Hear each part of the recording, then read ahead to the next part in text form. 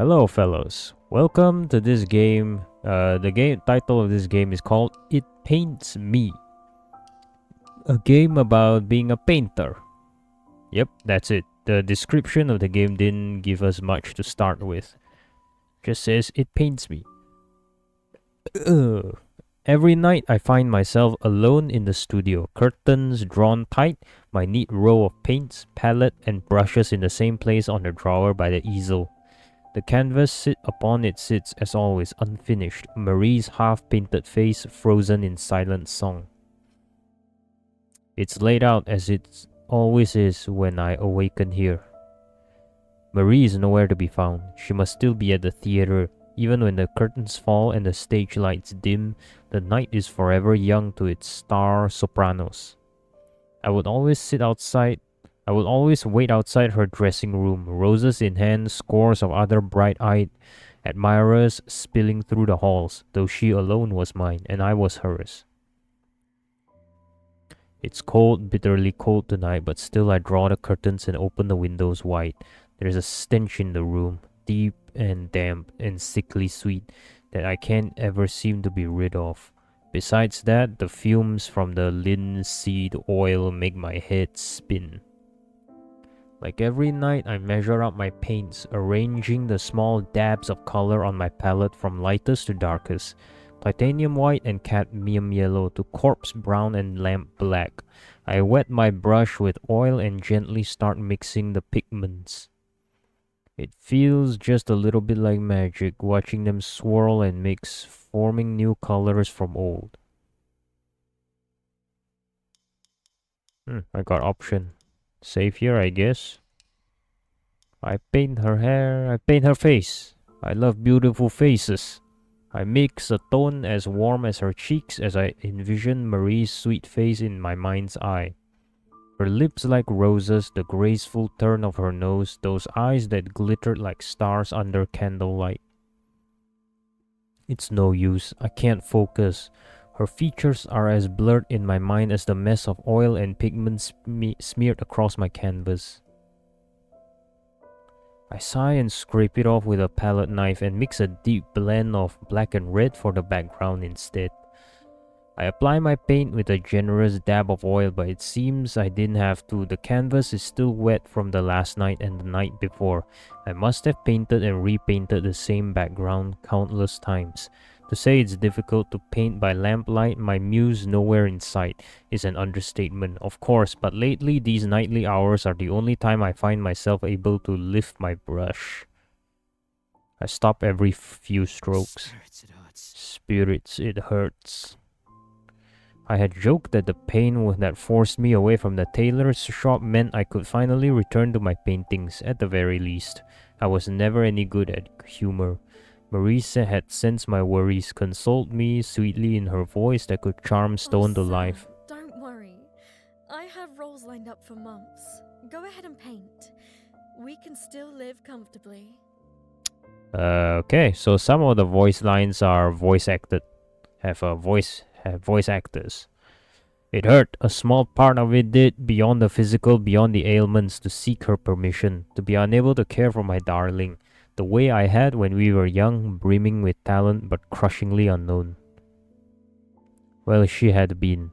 I was and still am nothing. But perhaps finally it would now be my turn to bring my vision to the world. If only it didn't hurt so damn much. Time passes and I still don't manage more than a few strokes. A small patch of dark over an already wet canvas. Or perhaps time hasn't passed at all. The broken clock on the wall would suggest as much. Perhaps the seconds have lain still and the world outside unchanging, and I the only thing that moves. Have I moved? Is repeating the same brush strokes like a clockwork doll movement? I shiver and sigh. Perhaps sleep would be a better endeavor. Perhaps the next night will meet more success. I stand, setting aside my paints and palettes, slowly move to shut the windows. I stop. There, out in the front garden, barely lit by a street lamp, stands a figure that can only be Marie.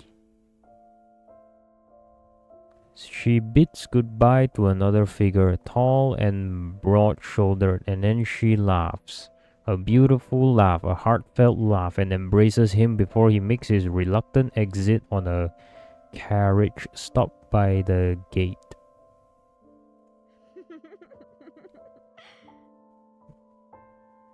For a moment, I don't know what to think. A friend, a co-star, perhaps that amiable tenor she mentioned every now and then. I didn't see his face, but Marie's social circle had always eclipsed my own. It must be, but why would he come to our home? Why would she laugh that way? In the garden, in the midst of walking to the front door, humming to herself, Marie suddenly looks up. For a moment, her eyes go wide. Her eyes go wide, and she blinks as if shaking herself from a daze. I instinctively step back from the windows. Perhaps it's guilt that makes me do so. Marie is finally home, and oh, I have missed her so. How could the first thing I think upon seeing my darling would be the worst thoughts my mind could conjure? For the first time in many, many nights, I feel just well enough to leave the studio. I'll prepare Marie a pot of her favorite chamomile tea. I'll listen as she tells me of the nights, the theater, the thousand small anecdotes she never runs out of. And maybe, just maybe, ask her again to sit for a portrait for me, like she used to. The house feels larger than it used to. Perhaps I was shut in the studio too long. Still, how could I so quickly become a stranger to my own home? The memories are fuzzy, the years blur together like a wash of oil colors. My mother and I carrying our sparse luggage, stepping inside for the first time. My stepfather laughing, his elbows on the breakfast table, chattering over something he'd read in the paper. Then silent hallways and empty rooms. And then myself welcoming my new bride to these solitary halls, hanging our newly taken portraits above the mantel. The walls are barren now. Feel the walls in the dark, leaving sticky trails of paint behind, tracing the places where I used to hang. Where I used to hang the paintings. Only makes sense, given that we are a painter. The paint... Wait. Can I actually go back? Ah, shit, I forgot to save. The paintings I'd framed, the seaside landscape I'd painted on our honeymoon, the watercolor sketch of Marie and couldn't hope to capture the sheen of her hair, the still life of candles and flowers that had wilted because I took so long to finish. Even the painting of roses in a vase, the first gift I had ever given to her. I wanted to bring you some flowers, but I was afraid they would wilt before I saw you next. Okay, so this one is voice acted. You painted them. Oh, they're beautiful, Sam. Who's talking? The naked walls stare blankly at me. Confused but with nowhere else to go, I continue through the house. As I walk, I pass the furniture my stepfather left me, the shelves and tables that always seemed so large and grand as a boy, now missing or mantled in thick white linen. They remind me of corpses on a hospital bed, lying dead still, covered in sheets. Marie? I try to call out, but phlegm blocks my throat. I cough, long and drawn and wet, and then once more attempt to voice her name. Marie? It slicks off my tongue like a serpent uncoiling. I had always loved her name, so tender and sweet, free of harsh syllables. Marie. It was a name like an impressionist fleur. No idea what that word means. Painted in soft strokes with a fine oil brush. It was the greatest joy in the world to join my name to hers. Silence fills the hall, a long drawn-out silence, a held breath. Finally, my darling answers. Is that Marie? Sam. That is Marie. You are beautiful, Is Marie. this a dream? I cough again, another long wet trail dripping from my lips. Is it a good dream, darling? Okay, I don't know. It feels like a nightmare. Okay, that transition scared me a little. I thought almost because it came so fast, I thought it was a jump scare. An awful, wretched nightmare. I limp towards the sound of her voice, so musical, so lovely, even at the brink of tears. Don't cry, darling, I want to say, but thick, syrupy liquid fills my throat. No matter what troubles you, I am here. She stands at the edge of the staircase, shaking, a candlestick in hand. The steps are sticky and wet. I inch carefully, practically at a crawl, not to slip. My darling lifts the candle as I approach. In the dark of the house, its flickering flame almost blinds me. I don't see the expression on her face as she screams. Why are you screaming? Marie? Where are you, my darling? Marie, every word feels like a dagger puncturing my throat. I limp down each hall, leaving a trail of steps that feel damp and heavy and slick and wet. I tried the door to our bedroom, no, Marie's room. I had started sleeping in the spare one when my coughing fits would wake her in the night. It was cold, so cold, alone, but my darling needed her rest. The knob is slick and hard to twist, my hands slipping on the brass. Finally, I managed to push the door open. Though it's completely dark when I peer inside, I know it is empty. No warmth, no flesh, no sound of sweet breath within. I continue down the hall. I trudge, my steps heavy and wet, trying not to slip over the thick, slick surface. Marie? What's wrong, darling? Please, come out. I don't understand. Is our name Sam? The dining room is empty, truly empty. The shelves where the china and silverware were once neatly stacked now gape hollow. The walnut table is covered in a thick white sheet, the matching set of chairs removed. I rest against the blanketed table, my hand leaves a ruddy smear against the sheet. It must be more paint, though it's hard to make out in the dark. I needed spectacles for quite some time, but Marina had never liked the bookish type. I continue on through the familiar yet unfamiliar house. My steps strained and slow, my breaths short, sticky, wet. Marie! Where are you? Oh, Marie, it hurts. Won't you come to me? I hear the front door slam shut. It must be freezing cold. Why has she gone to the garden? I tread to the sound with new urgency, uncaring of the sticky wet floors, forgetting for just a moment the pain that snaps and burns through my flesh. I reach for the oily damp knob. Don't! Sam! Please! Yes, darling. Her voice rings from behind the door. I don't understand, darling. Have I done something to upset you? Her sobs echo loudly. I never thought an ugly sound could come from my darling's lips, but her words. I love you, Sam. I always will. But I can't bear to see you like this.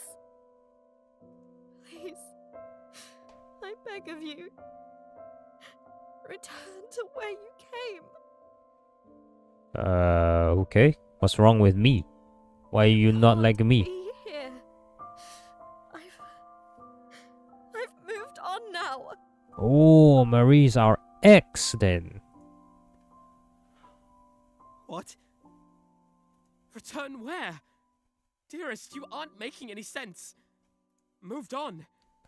I'm your husband, Marie. What on earth is there to move on from? A divorce. Please remember, Sam. Oh, what did I just clicked the middle mouse button and it just revealed the whole image.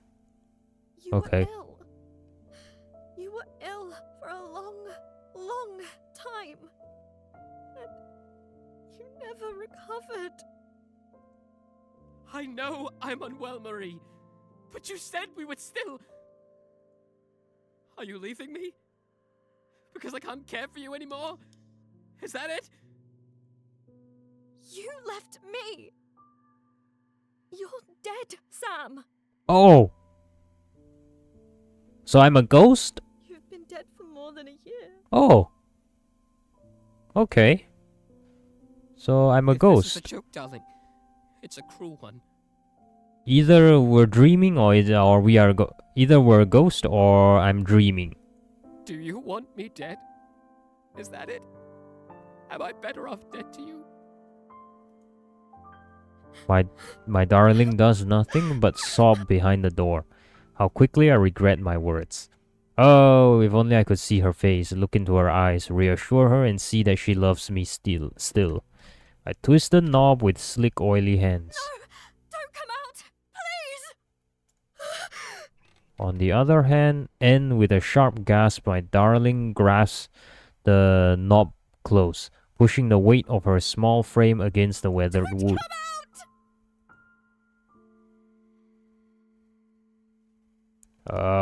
Time to save. I feel like this is... Are we nearing the end? Let's go! Time to go to heaven. I let go of the door, my hand slicking off its oily surface. I can see that you don't want to speak to me right now. Yes, let's move on. Let's go to heaven. But whenever you do, whatever this is about, I'll be waiting in the studio. Sure. I leave the door, I leave my darling alone, sobbing in the garden. It's dark, so very dark, but dawn will soon paint that dim black sky. I retrace my slick, wet footsteps through the hall, up the staircase, one trudging damp step at a time. Spirits, it hurts, it burns. I feel no breath in my lungs. My chest could be a hollow cavity, slippery and wet, spilling with hot, sickly fluid. Oh, it hurts. It hurts, oh, it hurts. I stagger into a tall sheet covered object, the linen sliding off with the grasp of my clumsy, slick fingers. It's Marie's floor-length mirror. Okay. No. No. Oh no. Oh no. No, no, no, no, no, no, no, no, No, no, no, no, no, no, no, no, no, no. What? Who's gonna... Bruh. Okay. Oh, now I can see why she doesn't want to see us. Okay, what now? Told you, man. We're a ghost. Either we're a ghost or, Are we still alive? I'm in the studio, a dark, dim studio, as empty as it is every night. The curtains are shut, the lamps are unlit. My palette is a mess of murky colors, rust reds, corpse browns. A musky, sickly, sweetly rotting stench fills the room. I don't know why the smell of linseed oil ever bothered me. After all, I no longer breathe. The handle of the door turns behind me. Slowly it creaks open and a figure steps inside. It's me, Mario! Nah, just kidding. It's me, Sam! He limps more than he steps in crooked motions against the floor, dragging his body along like a wet, white brush as swaths of red pool at his feet. I watch him pull himself before the canvas. So what happened to us? What, a sickness so bad that it made us look like this? Samuel. Icon of affliction. Samuel.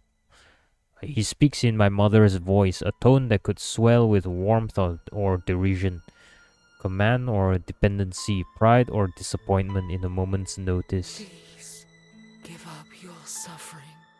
Give up this. Come back to the earth with me. Yeah, at this point, we shouldn't even be alive. Like, how are we still alive? How has infection not taken us already? My hands are too slick to hold my brush. I stab it into my flesh and fix it between my bones. Then dip the bristles into his blood.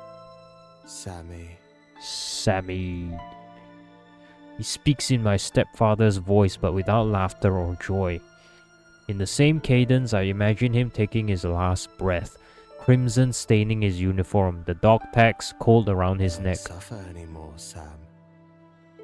You are nothing already. Forget your pain. Return to the void with us. Yes, sir. My brush is drying. I plunge it into his chest, wet with his oily breath. Wet with his oily breath? Since when are breaths oily? He speaks with my voice, hoarse and raspy and tired. So very, very tired. This won't make you worthy of love. Not the world's, not Marie's, not your friends or peers or critics. Come back to our grave. End our suffering. Can I go back to painting You know instead? I don't do this for love. I clean my brush with the paint thinner, knocking over the jar as it spills across the drawer and onto the wet, soaken floor. I dry the bristles on my worn, rotting shirt, then soak it in the thick white mucus of his tears. My words are only partially true, just as his words are not fully wrong.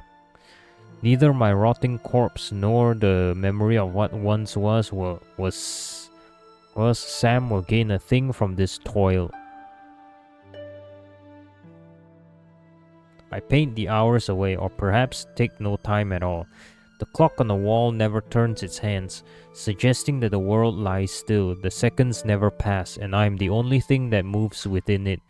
It hurts, oh it hurts. Heavy, syrupy tears flood my vision, fill my throat, my chest, choking at me. Every movement of my hand leaves cracks in what's left of my brittle bones. Let's look at the entire body, can we? No, we can't. Oh, like what are we? A zombie? How? What? Is the game ever gonna explain how we ended up looking like this? He stares at me all the while, silent, still, like a mirror. If I loved him, I would stop. I would crawl to my grave like he wishes. But I love this more than I love myself. I birth him from within me. As I create, so too am I born. And he and I are beautiful. Is that us? Is that me before we got the infection? Ending 2, self-portrait. Oh, that's the ending. Okay. Well, that was I had to admit that's kind of a boring story. I'm not gonna sugarcoat it, right? It's really, that was a boring story. Like, why are we looking like this? Why we look like that? How did it start? And Marie said we're dead. Said I'm dead. What does she mean by that? So are we a ghost? Do we play as a ghost?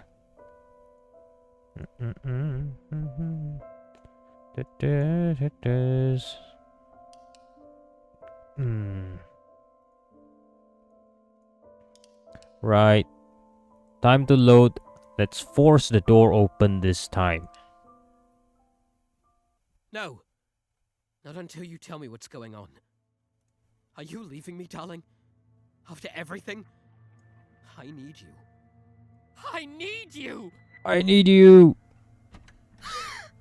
My darling utters a sharp cry as the hinges groan against the frame, loosening her grip as she stumbles back onto the cobblestone path. I instantly forget her sharp words as I limp towards her side. Marie, are you alright? I'm so sorry. Stop it, Sam. Yes, what is it, Marie? I'll keep you alive. Every time I sing, I'll sing for you. I'll keep you in Sing my louder! song, in my art. Oh, but it hurts. Her shrill voice grates against the ooze spilling forth from my ears. It hurts! It hurts! My head rings. My chest is a hollow cavity, slippery and wet, flowing with hot, sickly fluid. I cough and spill more syrupy, warm liquid from my lips. Your art, it was always about you. Your Your art? fame, your voice, your needs, your wants, your desires. You were a work of art, of course. But did you ever think about me? Did you ever think about poor Sam, dying alone in a cold, white room? Poor Sam, who couldn't even hold a brush in his hands at the end. Poor Sam, left to rot into nothing. We're starting to sound like an incel. Like, what is Was this? all it took for you to forget me. I'm shaking her, leaving smears of dark, muddy paint over her pale shoulders. The next moment, she breaks from me, running blindly into the street. The carriage doesn't stop for her. Of course it doesn't. My dearest is a wisp of dark curls, a black gown billowing in the nights like a shade. She should be light as a breath, as soft as mist. But the song that comes is the scream of her breaking bones, her ripping flesh, the breath that leaves her lungs. Ha! But every sound my darling makes is beautiful. What happened? I scoop her mass of flesh and deep crimson hair in my arm. What happened? Her blood pools around me, syrupy and dark, a color so deep no artist's pigment could hope to capture. The purest scarlet and or vermilion red, a dull stain in comparison. She got ran over by the carriage? How'd you even do that? It is not Sam that I see staring back in the deep pool of our blood. It is us, the monster. We are the monster. No wonder the carriage guy just quickly ran away. My darling is a lovely creature, even broken. I gently carry her up the steps, one sleek, damp, crooked step at a time, getting her mass of jutted bone or viscera and flesh on the velvet seat in my studio. The fabric soaks it deep, so very deep. It's dark as it is every night. I leave the lamps unlit, the windows shut tight. How strange that the stench of linseed oil ever bothered me. After all, I no longer breathe.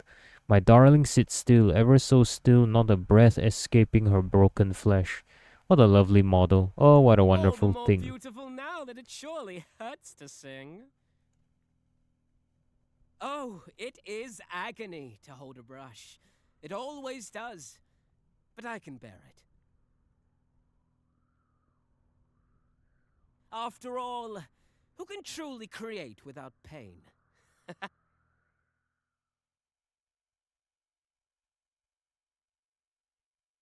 Oh, that horse guy really did a number on her. Really sculpted her into a monster. What's this? Investigate? Investigate what? What, are we gonna find out what happened to us? I stepped through the darkness of the house inch by inch, choking back dust and tears that threatened to spill. It's been months since I last stepped foot here, but every floorboard, every turn of its halls are as familiar to me as when sunlight once shone through the windows. Sam always opened the windows when he worked in his studio, no matter the weather, no matter how rainy or freezing cold. The same windows that now were open, gaping from the garden outside. Someone had been through this house. Everything of value I had taken with me months ago, of course. But though I could not bear to stay here any longer, I could bear it even less to let this place go. I, Sam, had grown up here. This place meant so much to him, and I had so many memories, housed here deep within its walls. I didn't mean to spend less and less time within them as the years went on. I didn't mean to give Sam less and less. But I did. And then he was gone. My heels clack against the wooden floorboards as my footsteps echo in the dark. I stop at the doorway of the kitchen. That old rickety shelf gapes out empty while the walnut table silently stands beneath a muffled sheet. On Sundays, when he wasn't off to the tailor's at the crack of dawn, we would have breakfast together. I remember how he'd sit at that very table, combing through newspaper, carefully clipping out any new photograph of me that appeared. A sound snaps me out of my memories. Muffled footsteps, not mine. A voice calling my name. My heart stops in my chest. I swear I can hear it. Him. Not the academy student in a hand-me-down green coat full of life, nor the man who waited by my dressing room with roses, almost too shy to present them to me, and not the man in the paint-stained apron, hunched over a canvas, eyes locked in concentration. The owner of the voice cannot be that man, but it has his voice, calling out to me. My mind is playing tricks on me. It can't be. Holding my candlestick tightly, I slowly approach the staircase. Sam? Sam, I call, peering into the darkness above me. The outline of a figure stands, its movements slow and haggard. Is this a dream? The shape in the darkness coughs and coughs again in wretched pain. I choke back my own sobs in my throat. Is it a good dream, darling? Is it a good dream, darling? If he finally says. I don't know. It feels like a nightmare. An awful, wretched nightmare. As the figure steps into view, I blink against the flickering candlelight and finally look at him. My darling, oh my poor precious Sam. No, what's left of him.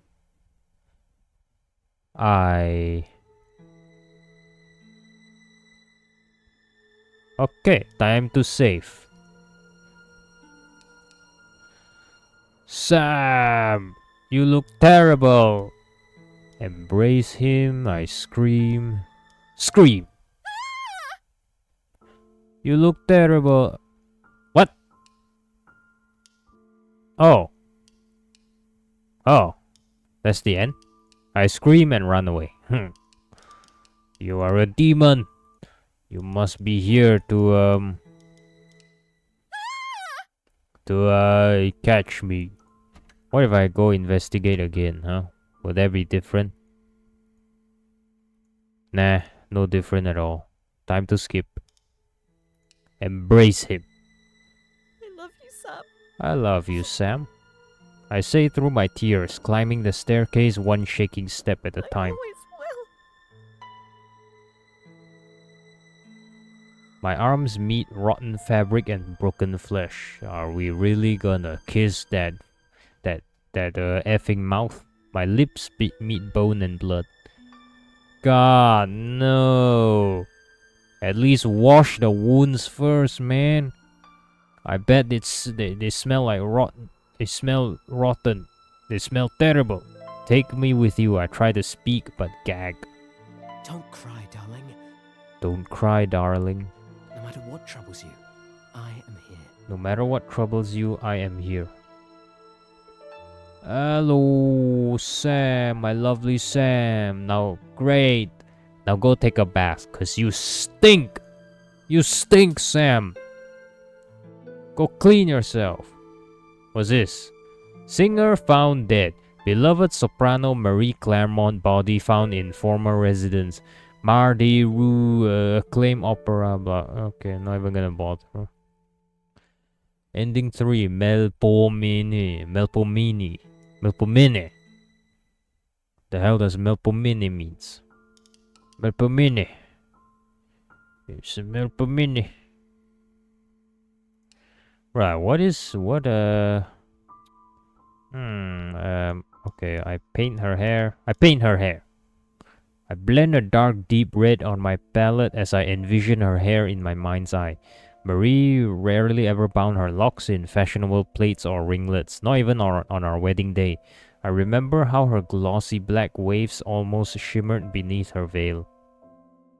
The color on my palette is as dull as mud. I sigh and blend it into the background instead. I apply my... Is this the same line? Say it's difficult to... I'm just gonna stop every... Spirits, it hurts. I think Yeah, I think it's the same dialogue. Time to skip. Chamomile tea, blah blah blah. I remember. Now let's go photographs. The walls are laid bare. The pictures that hung on the pale wallpaper are gone. Blurry gray photographs of my parents, myself as a boy, and Marie. Oh, so many pictures of Marie, each displayed in filigree degree. Filigree something. Even our wedding photograph, the two of us dressed in fine clothes I'd sewn myself, smiling like fools even while our picture was taken. For how could we wear solemn faces on such a joyous day? Not gonna lie, he looks handsome. A shame of what happened to his appearance. Due to disease, it too is gone. Rotting. Disease. The pale wallpaper stands bare, stripped to its bone. Confused but with nowhere else to go, I continue through the house. As I walk, I pass the furniture my stepfather left me. The shelves and tables that always seemed so large and grand as a boy, now missing or mantled in thick white linen. They remind me of corpses on a hospital table, lying dead still, covered in sheets. Marie? I try to call out, but phlegm. Okay, Marie. I've always allowed. I think. Join and help. Sam. Okay, same dialogue. Turn where? Okay, this one is just. This one's just gonna lead to the same ending. Okay.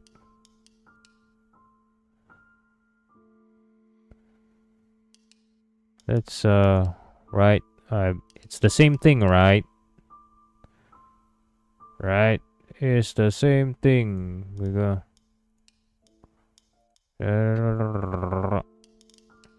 Okay.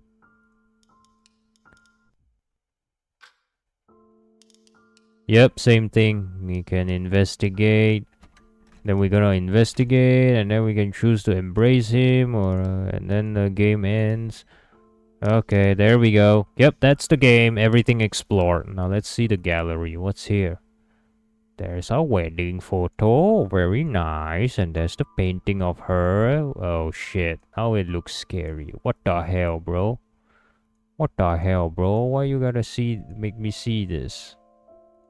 There's the rose, and then there's her walking up the steps, and then there's us painting. And then there's us having a disgusting kiss. Like, wash yourself first, man. Okay, that's it. Well, that's the game, fellas. It paints me. What else? There's nothing else to explore, I hope. I hope I didn't miss anything. Well, that's the game. It paints me. 3 endings all explored. Well, that's it. Thanks for watching. Goodbye.